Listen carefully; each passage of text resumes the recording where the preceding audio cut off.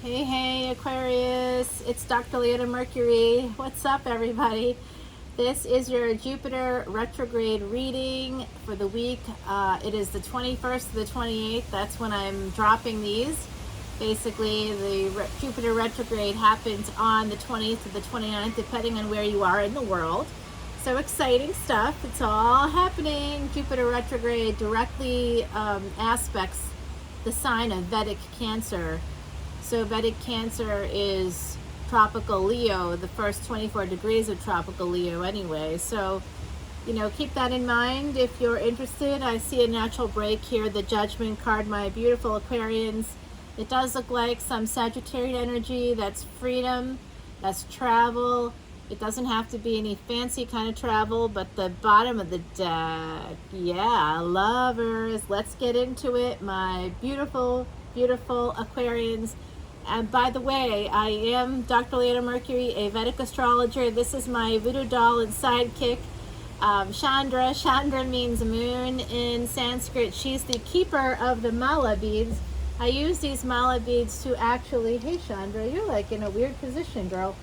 I use them to count out my shuffle. So obviously I was using them earlier. They're a little askew. But basically what I do, oh, and so is the camera. Look at that. There you go. Is that better? Maybe not. Maybe not. Okay.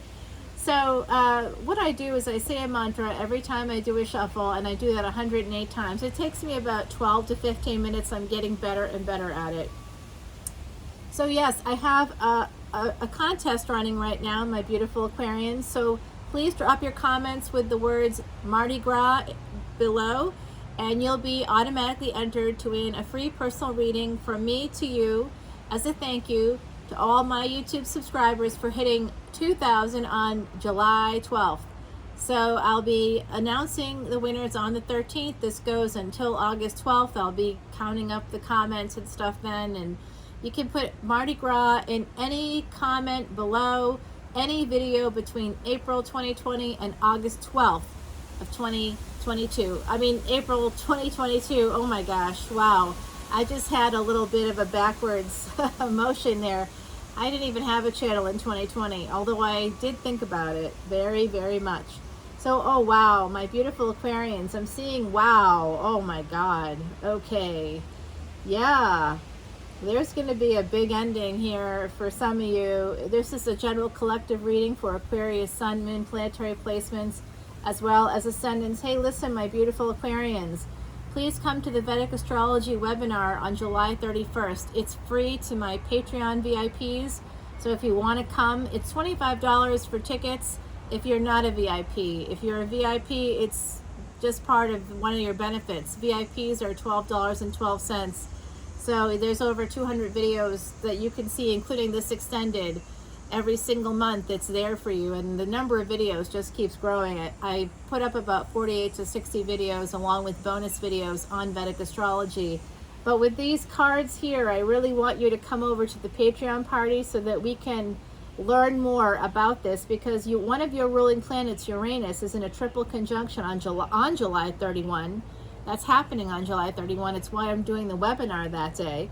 So please come on over to the Patreon party. The information's in the description box below, but if you want to just come over, it's patreon.com/leonamercuryphd.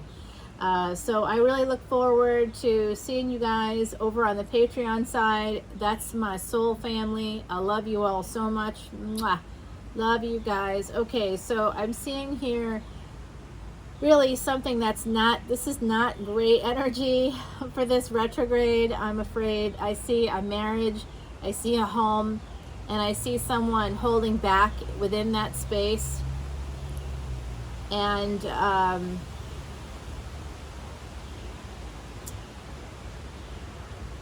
that's coming, that's that energy, someone that's been holding back. This could be financial abuse. It could be basically withholding attention and affection. Whoever is doing that could be creating an ending, and it will be a permanent ending. And anybody out there with some Scorpio in their chart, you might You might want to hold on to this relationship, but it must end. I think it has to end. For some of you out there, it looks like there's been some energy that's just been a little bit messed up. Like communication has been off, and there's been some financial abuse here. I can see that that could also be ending. This could also be an ending to holding back in a marriage, in a relationship. So it could be the death of financial abuse.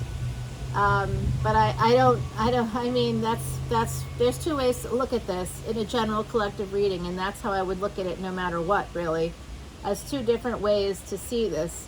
I see Scorpio energy here. That's Pluto and Mars. Pluto is currently retrograde in the 10th house with Saturn, one of your ruling planets. Saturn also retrograde. Oh my God, hi baby. Oh my gosh. Hey girl. That's the baby, y'all. I'm gonna get her something. I'll be right back. Hey y'all, welcome back. It's Dr. Leona. Of course, I had this beautiful little fawn that came up. You've seen those videos of animals that come up and like kind of engage with humans. I keep them at a safe distance because I don't want her to get used to people in that way. But I do know that she'll be back. It's very likely she'll be back, and maybe the mama may be with her actually. So I'm gonna put that there in anticipation of it. I think that it's possible. I know that she kind of was waiting on me, and I went up and I gave her some space. I went into the house and she was like waiting, and then I came back out and she had gone into the woods. So then she just came out again to say hello, and she went back, and so I'm sure she's going to get the mama, and we might see them both out here grazing a little bit in a while. So this is where we left off, with someone holding on to, looks like a marriage, saving your money also to have a victory, with someone that's the King of Wands. So I'm seeing here also that this King of Wands, I don't know, like I'm a little concerned for some of you out there, and want you to be really careful, because right now Mars and Rahu are in a conjunction, which means they're within 10 degrees of each other, and they're both in a nakshatra called Bharani. That's very important in Vedic astrology. It's the life or death nakshatra. It's an Aries nakshatra. It is ruled by Venus. Venus was born in the 8th house. So that's the life and death. That's why it's ruled by Venus. Anything that has to do with life and death comes from the 8th house, and Venus comes from the 8th house. So very important energy here, and this ending looks serious to me. I don't know if it has to do with your health or not, but it does look like it has to do with money. And there could be an end to financial abuse. There could be an end to financial struggle. But I also think that some of you out there are being advised by the other side to save your money so that you can have this victory. And it's a victory, I think, not with this person. It could be for some of you, but I think it's a victory over this person. And I also see for some of you, and even maybe the same of you that are dealing with financial abuse and the ending of a relationship because someone was holding back. And you did try to revive this relationship. You did try to bring it back a little bit. But it looks like there's been a lot of damage here. Some betrayal. Someone was holding back because they felt betrayed, maybe. Someone was also surveying. There was some surveillance. Anytime there are that many swords on the deck in one card, there's always someone watching. That has to do with someone being in their head, and when you're in your head, you're what? A little paranoid, yeah. So be very careful of that energy.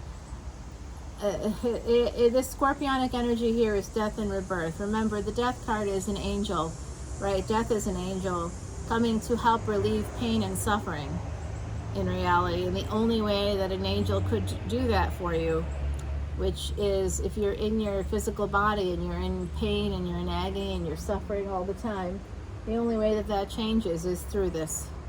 Transforms through death into another form of life. So I'm hoping that this is helpful to you guys, and not to feel so intimidated by the scorpionic energy of transformation. So hopefully that's helpful. You're going to have a victory. Some of you, because you're a fixed energy, you're the air of the fire of air, my beautiful Aquarians. I'm a little dysregulated today. I am. I'll tell you why in the extended. Not going to tell you here on YouTube, but come to the extended and I'll be sharing why. So the devil is here. That's Capricorn energy. Many of you, my beautiful Aquarians, if you're a tropical Aquarian, you very likely are a Vedic Capricorn, especially if you were born in the first 24 degrees of Aquarius. Okay, so if you were, that's basically takes you through like the mid-Aquarius season there. So make sure you know, come over to the Patreon party, my Patreon soul family. Come in as a VIP and you get into that Vedic astrology webinar for free, and you double your chances of getting that free personal reading, because it's give one, get one. I give one to my YouTube subscribers, and my Patreon soul family gets one. I choose someone from the soul family to get a reading just because they exist. Yep, at any level. But if you want to see all the Vedic astrology stuff, that's at the VIP level, which is $12.12, and you literally have access right now. If you joined right now today, there's 190, I think it's now, actually it's over 200 videos right now, and there's like something like, I think it's 7 to 10 other posts. Like I've got some podcast episodes on there, which is called Traveling Amongst the Stars. It's kind of a nice podcast. Helps you with the energies of the week. I drop a new episode every week. It's not always on a Monday, but it can be. It depends on what's happening that week for me, because this is not my full-time job. But it would be nice if it were. Okay. So I'm seeing here, I do see a divorce here. And I see that this is 6 to 7 of Pentacles. So there is some movement in the right direction from this King of Wands. Right now, messages could be delayed, and that could be because of some toxic energy, some toxic, I think that if this is not a partner, I see that this is a marriage or a committed relationship. It could also just represent your home life. There's some trouble in paradise here, and it looks like you're going to be ending things, and it has to do with someone withholding attention and affection, feeling betrayed, feeling like they didn't matter, feeling like, you know, they may have even gotten physically sick as a result of some of the stress and strain you may have, they may have, depending on what's happening here. Someone was holding on too tightly. They were holding back while still holding on. I'm seeing a paradox here. Holding on to the marriage, holding on to that sense of victory. I also see here too that there is another person in your energy who wishes to come in. They had to hold back, they had to end things with you, but they are holding on. So if you are not in a committed relationship already, I can see that something ended and that person is holding on to you and wants to come in and have a victory with you. They may want to marry you, and they may be sending you some messages right now. It looks to me like breadcrumbing kinds of messages, and some of that could be halted or delayed right about this time. I'm seeing slow energy, earth energy, a lot of slow energy. And then Cancerian energy pops in here for a little bit of oomph, and there's some passion that comes through. And guess what? Y'all are going to have some choices. And one of those choices is an emperor coming through for you. Wow. I don't even know what to say, my beautiful Aquarians. Those of you that are in a committed partnership, it does look like this. If you ended something, or if you're thinking about ending something, or if you've had a fight recently, and said, oh, that's it, this is over, I'm done. It looks like that might turn around for you. This is just basically some devil energy, and it looks to me like that devil energy is going to slow things down in terms of love and affection, in terms of communication, slowing things down. There's big delays as a result of the toxicity. It could be a codependency within a home. I can see that. I think that this person, whoever this is, they, you know what? I just be real careful. Let me look at this diamond for a second. Yeah, there's also going to be an end to messages.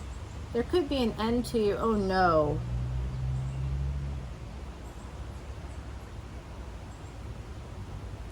If some of you want to move, I see here that there's some shady energy here on the deck. If you've been financially abused, if that is your story, if that's resonating for you in the collective, because it's a general collective, there's layers here. So I'm seeing that if some of you actually, this is the Death card, the Six of Pentacles, and the Chariot. Someone could be sending you messages, but I think it's an end to messages, actually. There was an ending, but then there could be messages coming through that might give you some new choices. But it does look like a bit of a loop, to be honest with you. It all leads back to death. Even if you have a victory, it might be short-lived because it's the Death card. It's a loop. And the person that's in the center of it is this King of Wands. So the King of Wands is the same person as the Emperor. If this is you, be very careful, because you might be doing a push-pull without realizing it with a partner.